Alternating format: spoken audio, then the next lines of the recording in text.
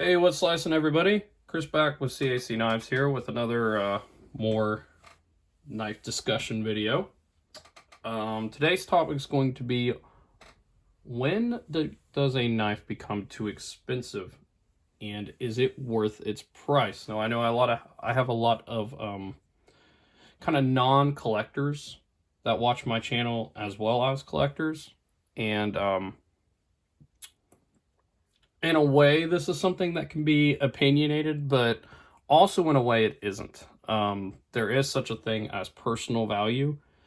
And what I mean by personal value is if you really like something enough to the point where even if maybe the materials don't line up with the price, you're willing to pay a little extra for it, then there's going to be that thrown in there. There's going to be some personal value. But outside of that, there are things that you can use to help determine if a knife is worth its value. And I've kind of got a list of things here. Starting with one that a lot of people simply just don't always consider when buying a knife. And that is the question of where it was made. Now, knives can be made, one knife could be made in multiple countries, really. Like, you could have a part of a knife that's made in China and then another part that's made in the US, or, maybe the parts are made in China and it's assembled in the US, or maybe it was made in, Japan, or maybe it was made in Taiwan, or maybe it was made in Poland, or, there's so many different factors. Germany and Italy have a lot of knives that come out of there. Maybe some of the parts were made in China, or maybe the knife was basically built in China, but the resin was poured here in America, and the knife was designed here in America, but manufactured in China. Country weighs into it a lot, and if you're there's even two different kinds of China. And I know that sounds funny, but there's really cheap China, and there's good China. Good Chinese manufacturing would be like Civivi, Wee, Kaiser, QSP, Bestech. And these companies can get knife models wrong or maybe have a bad dud every now and then, but that's pretty rare. Like Civivi, for example, is pretty consistent with their manufacturing and how well they do making their knives. On a kind of side note, I kind of adjusted the lighting in a different way, and I think it makes the knives look better. Let me know what you guys think down in the comments, but wow, the Damascus, the Zircuti, even just the titanium. Now you're going to see my shadow and sometimes with this lighting, but wow, does it make these knives, it really makes them shine this way. And I think it shows them off better on camera, so I may go with this in the future. But back to the discussion, where was it made is going to heavily influence the overall quality. For example, a Spyderco Para 3 is made in America. Now, I don't have a Para 3 in front of me. Hopefully going to get one here soon, custom to my liking. But a Para 3 made here in the USA compared to a Spyderco Tenacious made in Taiwan or China, I'm not sure. Either way, I know the Spyderco Tenacious is going to have cheaper steel and a different kind of lockup. However, it's also going to be 1/3 of the price, still being a FRN or G10 handle, almost the same size. I know the locking mechanism isn't special like the paramilitaries locking mechanisms are, but if the Para 3 was made in China, it would probably be at least $30 or $40 cheaper. Let's just be honest. Would the fit and finish be as good as they're known to be? Probably not. And you're not keeping money within America fully, even though Spyderco is an American company. You You are paying a company to assemble your knife in a different country and make your knife in a different country. So there's that kind of patriotic factor to it as well. But yeah, that matters. The next thing that matters is it a custom or a production? And this can go multiple ways. You can have a semi-custom, which is what this would be considered. The knife itself was a basic manufactured production knife, but all the special flares, like on the blade, on all the screws, on the clip, they were all done. They were all customized. Not to mention it was tuned up very well to get it that really nice action. And yeah, more work went into this than just a basic production knife from the factory. And that matters. Customs are generally way more expensive, but most fully custom knives are done at home in a home forge or garage or man cave or whatever you want to call it. And sometimes custom knives can take a month to make. That's a month of somebody's life that you're paying for. You got to take that in consideration. On to the kind of next topic that can make knives cost more. Is there fit and finish and any specialization on the knife? And what I mean by that is, so this Civivi knife, it's just got some basic G10. There's some, there's some layering to the G10 where they, got some of the G10 out. But for the most part, it's just a basic G10 configuration on the handle here. On this Turns knife, they milled into the titanium to give it a custom finish all over the place. They milled these X's out, milled in like these diamonds up here, up closer to the top there. They milled all in there. Same with the back. They made this real cool kind of custom clip, which also has some milling on it, and same details going on back here. Like, you are paying for that. Like, here's an example of G10 that wasn't basic. And they even did a fancy pivot collar, and it takes an extra step in the manufacturing process to mark all this out and like to make a kind of customized backspacer like that, which the Backlash has a backspacer, but not one with some more detail on it. And the G10 does not have anything going on even close to the level that the Kubi does. So that matters.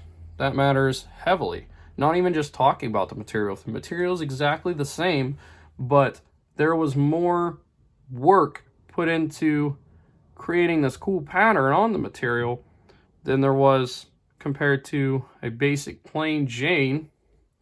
Or even if you want to compare the Delica here to the Turns, the Delica has, plain Jane titanium, where the Turns has all that work on its titanium.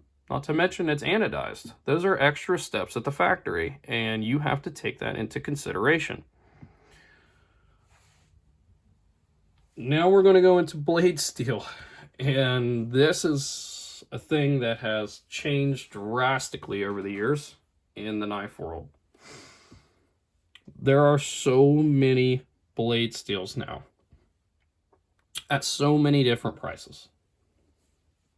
Honestly, I'm not even going to be able to tell you what price each blade steel should be at for a basic knife, because that kind of question is just, I don't even know if it's possible to answer anymore. But blade steel is going to matter. If you have a cheap steel like 440A that's found on Rough Riders, or you have, AUS 8, the 8CR, 13 MOV, those kind of steels, you're looking at very budget knives. You should be.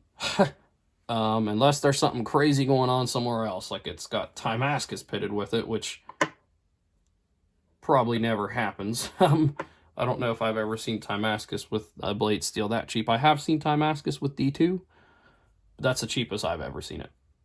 That with the most budgetable steel. Speaking of D2, now we're getting lines of 440C, D2, AUS 10, VG10.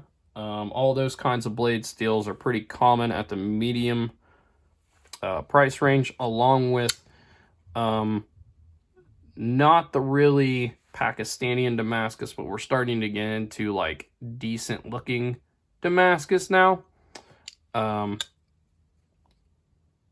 And things like VG10 Damascus that's done right. There is cheap VG10 Damascus on Amazon. Still looks pretty cool, but Spyderco definitely holds the best looking VG10 Damascus around. Like, I would wager it's not even a competition, really. Spyderco owns the VG10 Damascus department. But, you know, this is a cheaper form of Damascus right here. This is just probably two crappy steels. And comparing this Damascus with this Damascus, you know, this Damascus is the next level. And then this Damascus with this Damascus is the next level. And then this Damascus with Damasteel, which I do not own a knife in Damasteel yet. At the end of the year, that's kind of a goal of mine. But comparing them, that Damasteel is way off the charts compared to these three. Damasteel is the next category of that kind of a blade, you know? And then you have, this is 440C core Damascus on this carved knife. And, you know, not done near as well as the VG10 on the Delica. And that's kind of another thing that I was talking about was, you know, obviously the Delica's Damascus looks way better, looks a lot cooler. Not to mention, I would say VG10 is a step above 440C, in my opinion. So that's another thing you got to take into account. Next thing, the handle material. Just like blade steel, this is going to be a thing that is insanely difficult to digress. But basically the sense is kind of cheap plastic or FRN, or just basic stainless steel is the lowest end. Okay? And then you got things like G10 and micarta that come in to play. You know, this is G10, this is G10. And lower ends of carbon fiber also start to come into play, such as on my QSP here. And then you're kind of moving up to more premium things, like knives that were Cerakoted, knives with just plain titanium on them,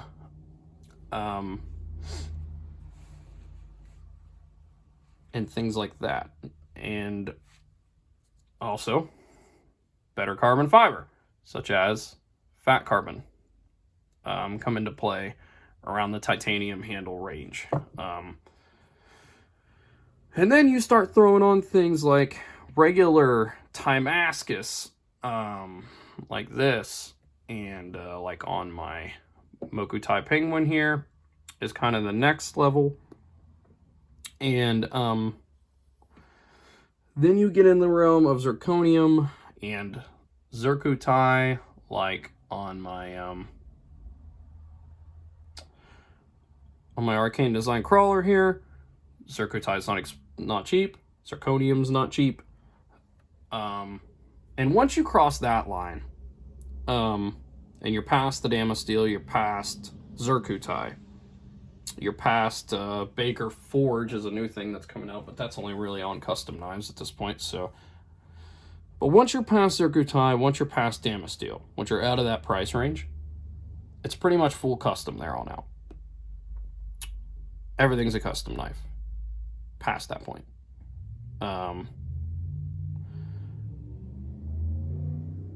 that's kind of just how it goes. You know, if you have a Zircuti Damasteel knife, you've probably got the highest level of thing out there in the production world, generally speaking. I'm sure there's limited edition models that might have some fancier stuff that might be more expensive than Zircuti with a Damasteel blade. This is not a Damasteel blade, by the way. I'm just pointing to it because you can get this knife with a Damasteel blade, and it makes it $200 more than it already is. So that's, you know, this knife wasn't even $200 by itself. So that alone should show you how expensive Damasteel is. But back to the point,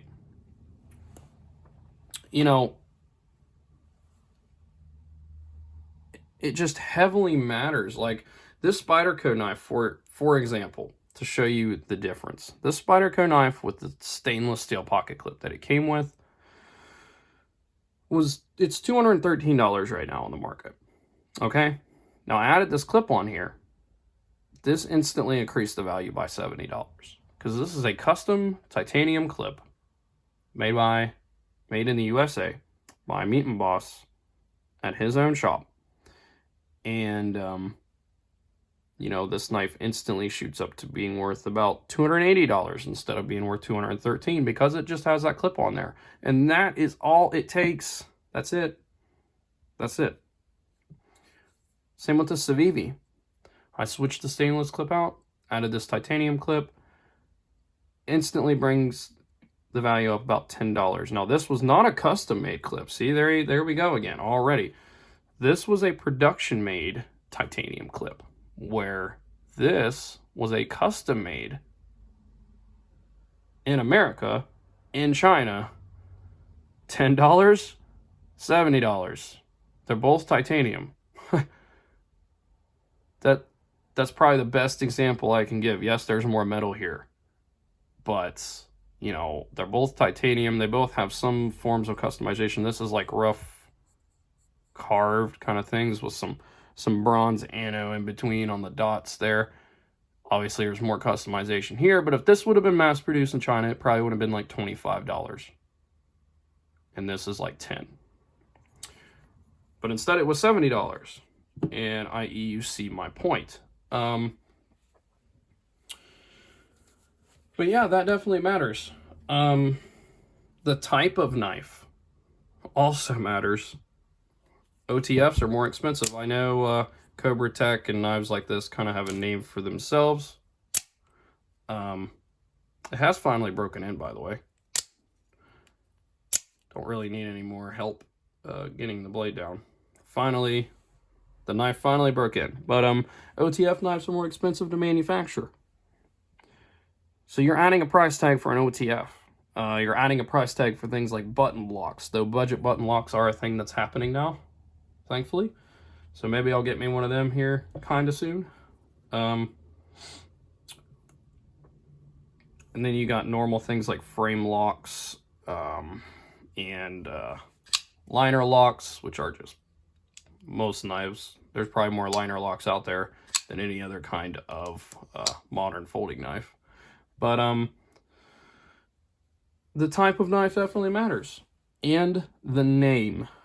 Name is controversial, but companies like Spyderco and Benchmates know they're top dogs on the market. This is the same thing for any kind of product, not just knives. If you have the company that knows they're the top dog, and they know if they charge a more premium price for a knife with the same materials as other companies, even if it's manufactured in the same area, they can get away charging, 10% more than the other companies, just simply because they have made a name for themselves. And that, it's their decision, and it's also your decision as a buyer. If you think that you want to keep within that name, you go right ahead. I personally do love Spyderco knives.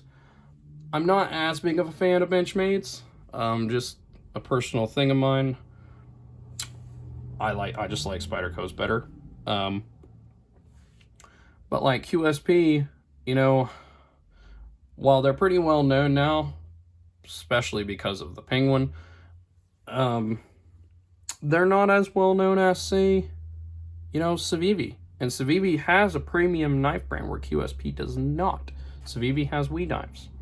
So Civivi's limit of what they're going to make kind of stops at, I don't know, around $150 roughly. And then they let We take care of all their premium knives. So, you know, that is just another factor. So when somebody comes on to a knife and they're sitting there thinking, oh, wow, that's way too much, listen to this video and take all these things into account. And then check over what it's made of. You know, if it's a knife that is G10 with D2 steel, that's just a production knife that costs like $60. There's a good chance it's probably overpriced. Unless it's got that Spyderco name on it, right? Then it's probably right where it should be. However, if there's a knife with a little bit of Damascus and some nice fit and finish and nice anodizing going on, you know, with a high blade steel, premium blade steel like M390, and it's only, you know, $170, well, you've probably got a heck of a deal. Heck of a deal.